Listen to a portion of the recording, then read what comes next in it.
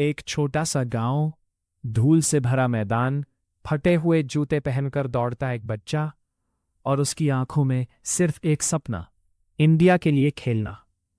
लेकिन सवाल ये है, क्या सिर्फ सपना काफी होता है? क्योंकि हर खिलाड़ी के पीछे एक सिस्टम होता है, एक ऐसी मशीन जो करोड़ों युवाओं को मौका देती है, स्टेडियम बनाती है, कोच तैयार करती है, ओलंपिक की तैयारी करवाती है और कभी कभी एक आम इंसान को इतिहास बना देती है। भारत में ये काम करता है ministry of youth affairs and sports, यानी भारत का युवा कार्यक्रम और खेल मंत्रालय। लेकिन ये मंत्रालय आखिर करता क्या है, कैसे काम करता है और कैसे भारत धीरे धीरे क्रिकेट वाले देश से एक स्पोर्ट्स पावर बनता जा रहा है? आज की इस डॉक्यूमेंट्री में हम जानेंगे इस मंत्रालय की पूरी कहानी, उसकी शुरुआत, उसकी ताकत, उसकी योजनाएं और वो सिस्टम जो भारत के करोड़ों युवाओं के भविष्य को बदलने की कोशिश कर रहा है। भारत दुनिया के सबसे युवा देशों में से एक है। यहाँ करोड़ों युवा है, ऊर्जा है, जुनून है। लेकिन कई सालों तक इस ताकत को सही दिशा नहीं मिल पाई। आजादी के बाद भारत का ध्यान उद्योग, खेती, सेना और शिक्षा पर ज्यादा था। खेल उतनी प्राथमिकता में नहीं थे। उस समय खिलाड़ी अपने दम पर आगे बढ़ते थे। ना अच्छी ट्रेनिंग, ना आधुनिक स्टेडियम, ना स्पोर्ट्स साइंस और ना ही आर्थिक सुरक्षा। इसी वजह से लंबे समय तक भारत अंतर्राष्ट्रीय खेलों में संघर्ष करता रहा। फिर धीरे धीरे सरकार को समझ आया कि खेल सिर्फ मनोरंजन नहीं है, ये देश की पहचान है, युवाओं की ताकत है और दुनिया में सम्मान पाने का एक रास्ता भी। इसी सोच के साथ खेल और युवाओं के लिए अलग व्यवस्था तैयार की गई। सन 1982 में दिल्ली में एशियन गेम्स हुए और पहली बार भारत ने महसूस किया कि खेल किसी देश की छवि बदल सकते हैं। नई सड़कें बनी, बड़े स्टेडियम बने और यहीं से खेलों को लेकर नई सोच शुरू हुई। इसके बाद सरकार ने खेल और युवा मामलों को गंभीरता से संभालना शुरू किया और बना ministry of youth affairs and sports. इस मंत्रालय के दो बड़े हिस्से हैं, डिपार्टमेंट ऑफ यूथ अफेयर्स और डिपार्टमेंट ऑफ स्पोर्ट्स। यानी एक तरफ युवाओं के विकास पर काम होता है और दूसरी तरफ खेलों पर। आज अगर भारत में बड़े स्टेडियम दिखाई देते हैं, खिलाड़ियों को ट्रेनिंग मिलती है, विदेशों में कैंप लगते हैं या ओलंपिक की तैयारी होती है, तो उसके पीछे इस मंत्रालय की बड़ी भूमिका होती है। मंत्रालय कई संस्थाओं के साथ मिलकर काम करता है, जिनमें सबसे महत्वपूर्ण है स्पोर्ट्स अथॉरिटी ऑफ इंडिया यानी SAI। इसकी शुरुआत 1984 में हुई थी ताकि खिलाड़ियों को वैज्ञानिक तरीके से तैयार किया जा सके। आज SAI पूरे देश में ट्रेनिंग सेंटर चलाता है, जहां हजारों खिलाड़ी अभ्यास करते हैं। यहाँ खिलाड़ियों को सिर्फ मैदान नहीं, बल्कि gym, fitness training, sports science, physiotherapy, nutrition और मानसिक ट्रेनिंग भी दी जाती है। यानी अब खिलाड़ी सिर्फ मेहनत से नहीं, बल्कि विज्ञान की मदद से भी तैयार किए जाते हैं। एक समय था जब गांव का खिलाड़ी बड़े शहर तक पहुंच ही नहीं पाता था, लेकिन अब सरकार खेलो इंडिया जैसे कार्यक्रम चला रही है। इसकी शुरुआत 2018 में हुई और इसका लक्ष्य था छोटे शहरों और गांवों से प्रतिभा खोज निकालना।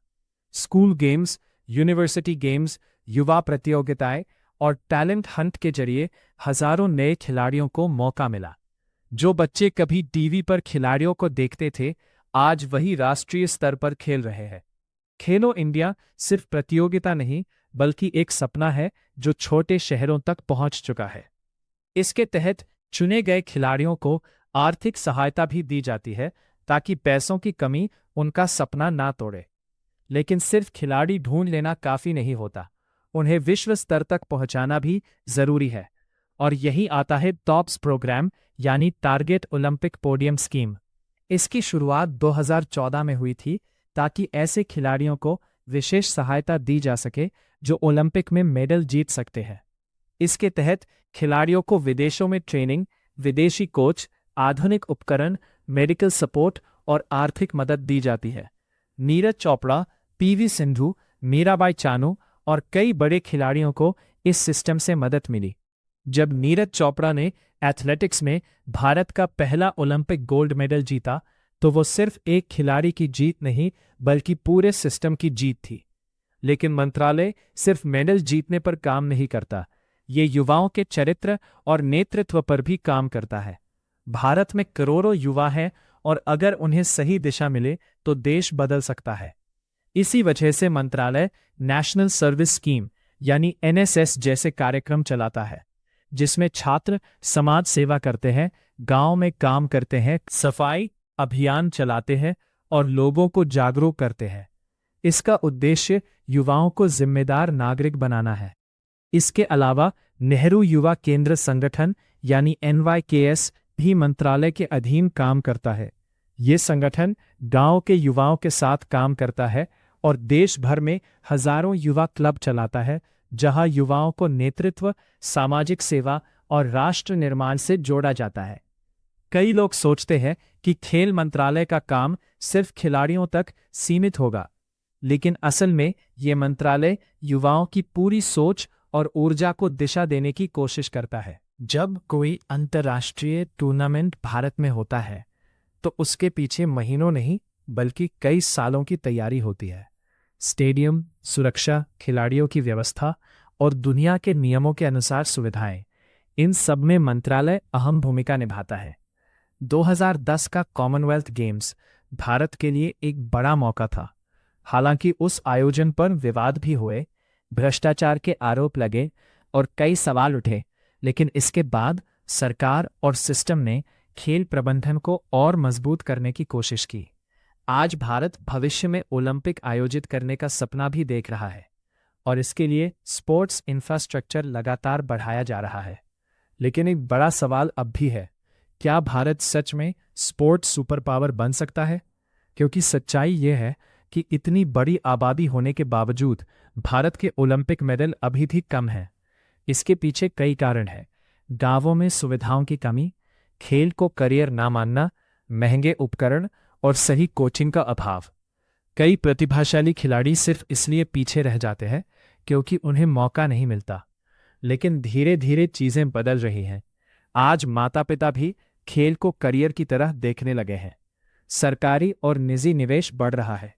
महिलाएं भी खेलों में तेजी से आगे आ रही हैं। एक समय था जब भारत की पहचान सिर्फ क्रिकेट तक सीमित थी, लेकिन अब भारत बैडमिंटन, बॉक्सिंग, कुश्ती, शूटिंग, हॉकी, एथलेटिक्स और वेटलिफ्टिंग में भी दुनिया को चुनौती दे रहा है। खेल मंत्रालय डिजिटल तकनीक का भी उपयोग कर रहा है। अब डेटा एनालिसिस, बायोमैकेनिक्स और AI जैसी तकनीकों से खिलाड़ियों की परफॉर्मेंस को समझा जाता है। कौन खिलाड़ी कहाँ कमज़ोर है, उसकी स्पीड कैसे बढ़ सकती है और उसे चोट से कैसे बचाया जा सकता है। ये सब अब विज्ञान की मदद से किया जा रहा है। यानी खेल अब सिर्फ ताकत का नहीं बल्कि तकनीक का भी हिस्सा बन चुका है।